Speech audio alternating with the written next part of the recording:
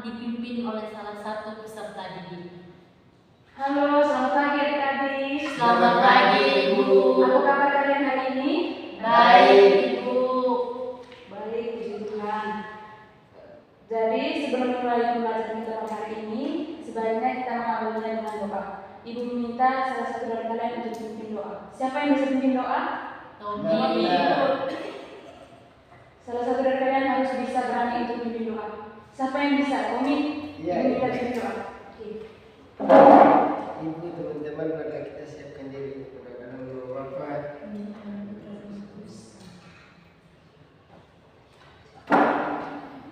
Guru menanyakan kehadiran peserta didik dan mengisi lembar kehadiran.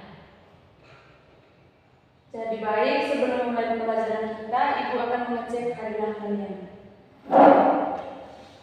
Tommy, Ada Ibu. Nova, Hadir Bu. Marina, Ica, Sakit Ibu.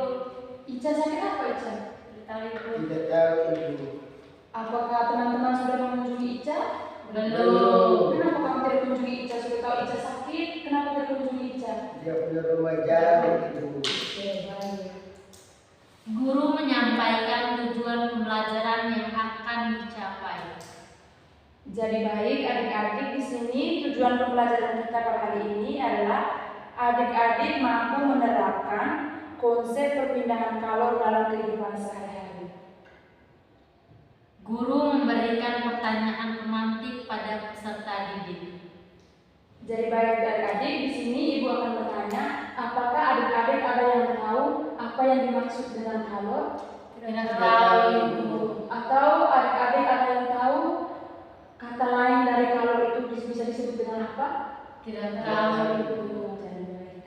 Guru menjelaskan arti dari kalor. Di sini kalor itu bisa disebut juga dengan panas.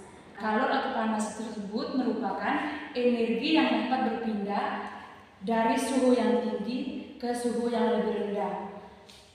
Pada benda-benda di sekitar kita, ada yang bisa menghantarkan panas dan juga yang tidak bisa menghantarkan panas.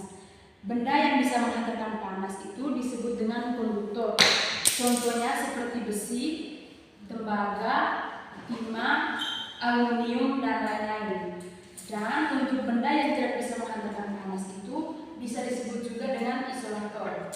Contoh isolator itu seperti kertas, plastik, kain, dan lain-lain. Nah, pada perpindahan kalor ini terdapat 3 jenis perpindahan kalor. Yang pertama, konduksi, yang kedua konveksi, dan yang ketiga radiasi. Konduksi itu sendiri merupakan perpindahan kalor atau panas dari zat padat namun tidak ikut mengalami perubahan.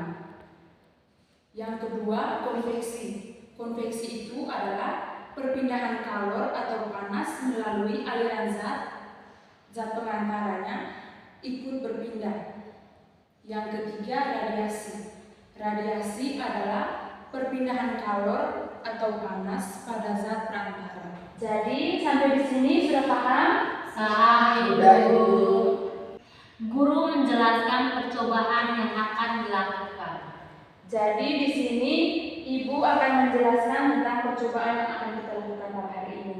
Nah, percobaan pada hari ini Ibu akan melakukan percobaan tentang konduksi. Guru membagikan lembar kertas kepada peserta didik untuk menulis hasil pengamatan terhadap percobaan yang guru lakukan. Baik adik-adik, sebelum Ibu melakukan percobaan, di sini Ibu akan membagikan lembar kerja untuk kalian mengisi apa yang kalian lihat dan apa yang kamu rasakan setelah Ibu melakukan percobaan ini. Ya Ibu. Ya, Ibu.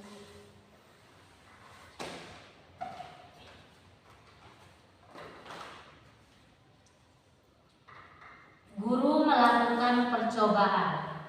Nah, adik-adik sekarang perhatikan, Ibu akan memanaskan ujung paku ini dengan menggunakan api yang sudah menyala ini.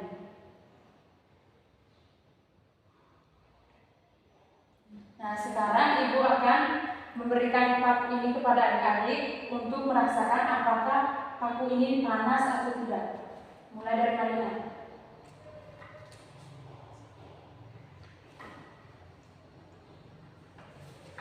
Nah, adik-adik setelah merasakan paku yang sudah Ibu berikan ini, sekarang adik-adik mengisinya di lembar kerja yang sudah Ibu bagikan tadi. Nah, adik-adik sekarang perhatikan juga dengan paku ini. Paku ini apakah dia berubah setelah Ibu mendekatkannya dengan api atau tidak? Tulis jawabannya di lembar kerja kalian.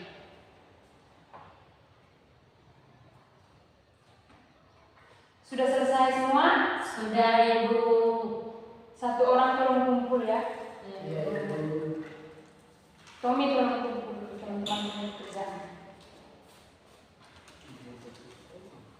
Terima kasih Tommy. Sama Ibu. Guru memberi kesimpulan tentang percobaan yang dilakukan. Jadi baik adik-adik, setelah melakukan percobaan tadi, di sini dapat Ibu simpulkan bahwa paku ketika didekatkan dengan api, dia tidak akan berubah atau tidak akan meleleh seperti lilin ketika dinyalakan dengan api. Dan juga itu yang disebut dengan perpindahan kalor jenis konduksi. Yang tadi sudah Ibu jelaskan bahwa konduksi adalah perpindahan kalor atau panas dari zat padat, namun zat tersebut tidak ikut mengalami perubahan. Itu yang terjadi seperti ini, masih terlihat jelas bahwa paku masih seperti paku yang awalnya sebelum Ibu panaskan. Dan yang kedua, ketika ujung paku ini Ibu dekatkan dengan api, yang kalian rasakan tadi Panas.